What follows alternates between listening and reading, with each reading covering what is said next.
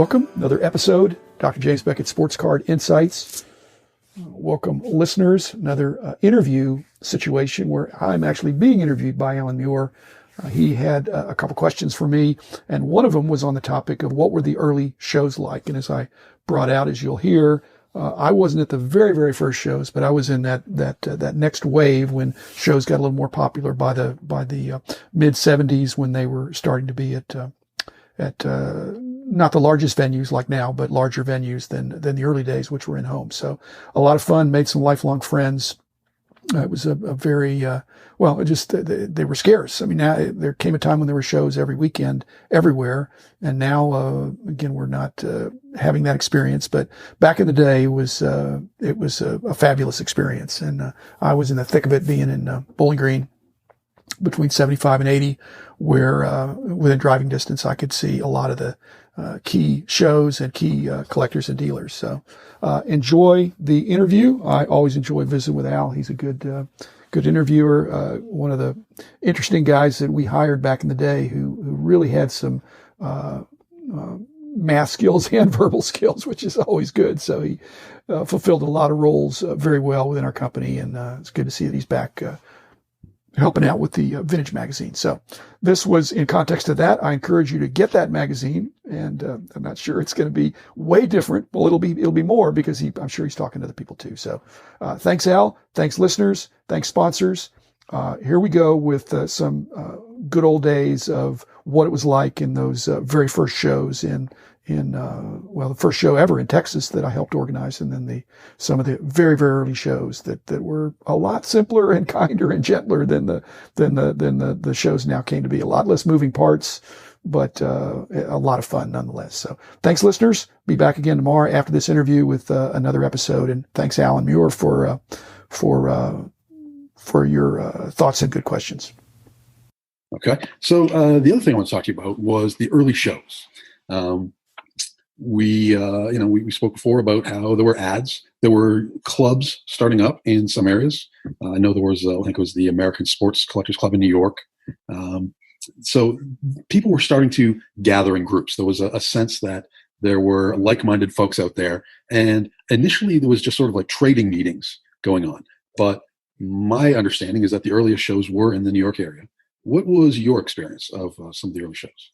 Those very earliest shows, you're right, were kind of trading things where there wasn't a lot of cash in the room, and it was kind of gauche to try to buy your way into a collection. It just wasn't. So it was more people showing up. Who was there for some of those is Jaspy, really? Gasperson, or he was at some of those very early shows with, his dad, who was a friend of mine too, who's passed away. But they were more trading kinds of things.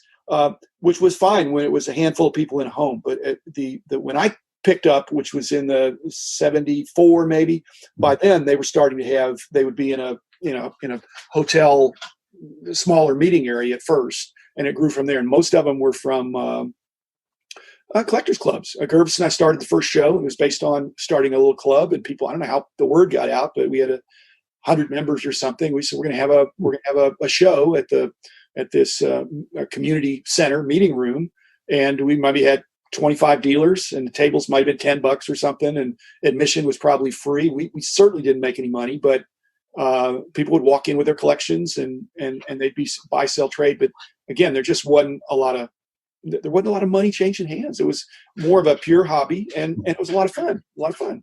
And I wish I'd never sold a single thing.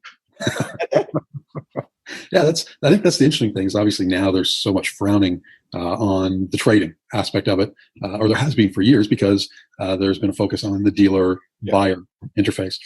A lot of shows now, especially like in Toronto, they are setting up trade nights as part of the process. So the trading must have been fascinating back then. I mean, what was your trading was fascinating. It's one of the reasons why I kind of launched on my price guide journey, because back and I kind of started in 76 with announcing this kind of a national or international, if you count Canada, obviously, which I do count Canada, is a price survey. And that first price survey really was not exhaustively every card, but it was, a lot of the regionals and other kinds of things that just the comparative values were not well understood. And there were a handful of people of which I was one, that kind of knew what things were going for, but there wasn't a great desire to share that that knowledge. And so when somebody walked into a card show with stuff from the 50s, 9 out of 10 people wanted the Topps cards, but the 1 out of 10, of which I was one of the 1 out of 10s, wanted the stuff that was, the rodeo meats or the Cons Wieners or the cards that were not the Glendale meats, the ones that were not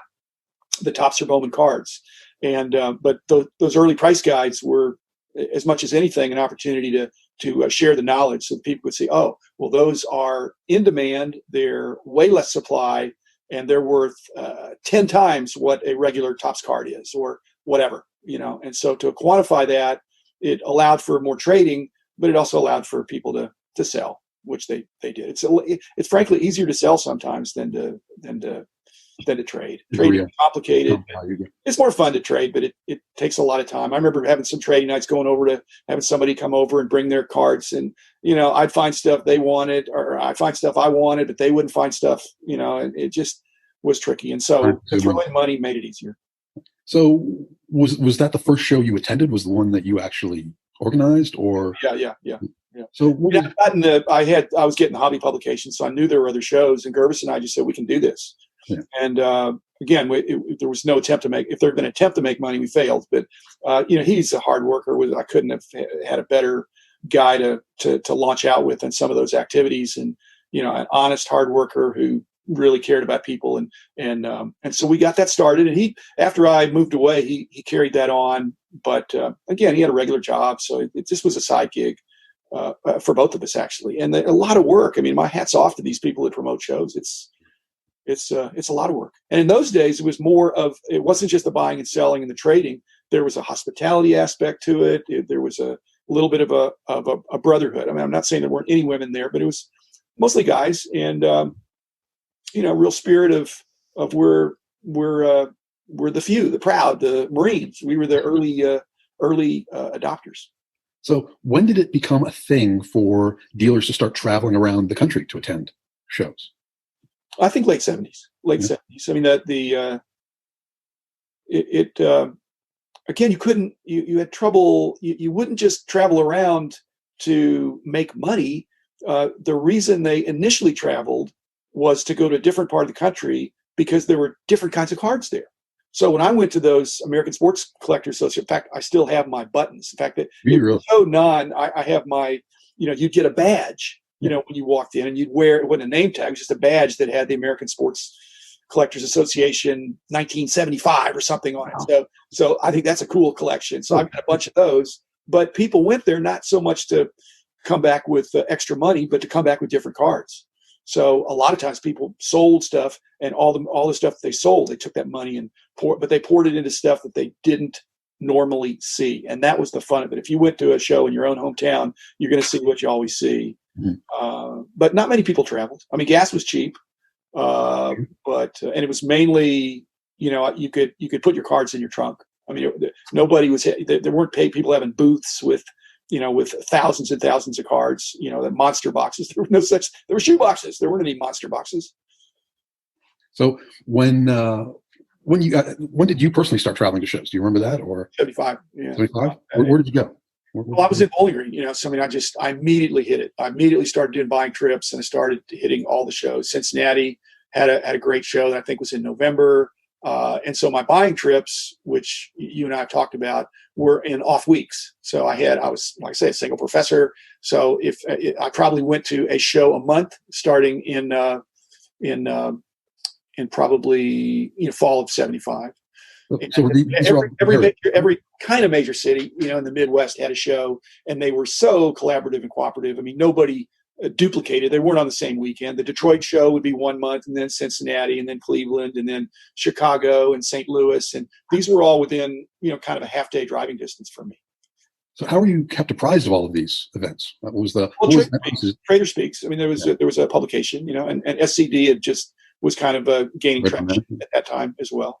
So and Sport Fan, which was Bob Jasperson's public. I subscribed to all this stuff. I'm just kind of encyclopedically exhaustive, I think. But so I got what was out there, and again, it was a close knit brotherhood where people said, "Hey, you going to that show?" I said, "Well, what show?"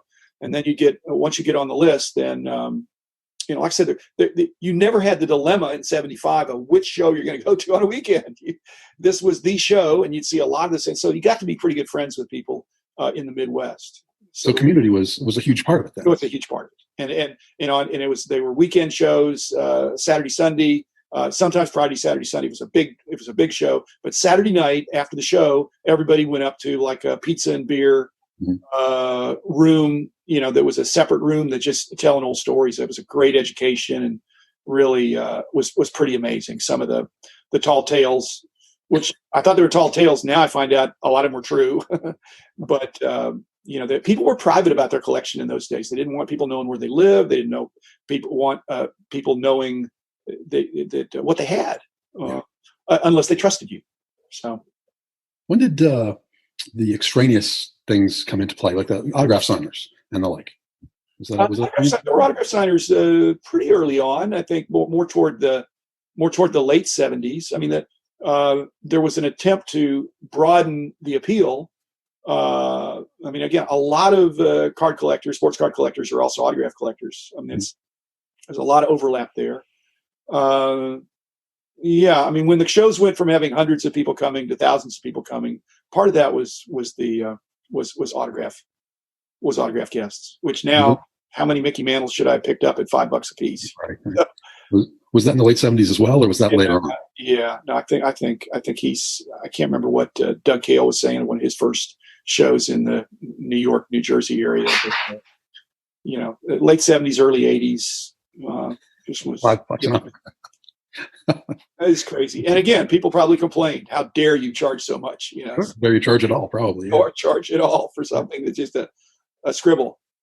What was a favorite show? Do you have a favorite memory of a show in particular, or one that really? Well, I liked all the shows. A lot of times each show had its own characters. Some were more relational and friendly than others. The New York shows were kind of no nonsense, all business. But again, you'd always see really interesting stuff. Some of the best experiences were going there, and again, they're when you deal with opinionated people, you find out where you stand pretty quickly. And if you ask how much is that, and they tell you, you say okay, or not okay, but it doesn't pay to get in an argument or try to wiggle them down in some way. So I had some great. I had some great experience at some unsuccessful shows where I was a dealer, and the show was a ghost town, and I made lemonade because I bought somebody's table who was not doing very well. And Sunday afternoon had been crickets. And he said, this is ridiculous. I came, I set up, I got all this great stuff, and nobody came, nobody wanted it. What am I going to tell my wife? And I said, why don't you tell your wife you sold your table to a guy that came by on Sunday afternoon and said, I'll give you $1,000 for everything on your table. I know that's a discount, but you don't have to, I will carry it away. Cash is king. And I did that more than once. So that was a lot of fun.